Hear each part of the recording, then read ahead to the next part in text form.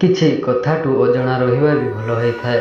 ବେଳେବେଳେ ସବୁକିଛି ବୁଝିବା ବି ବହୁତ କଷ୍ଟ ଦେଇଥାଏ।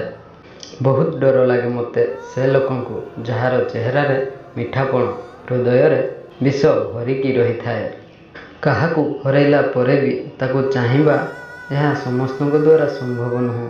ଜୀବନରେ ଯଦି କିଛି ଛାଡ଼ିବାକୁ ଚାହୁଁଛ, ତେବେ ଅନ୍ୟଠୁ ଆଶା କରିବା ଛାଡ଼ିଦିଅ।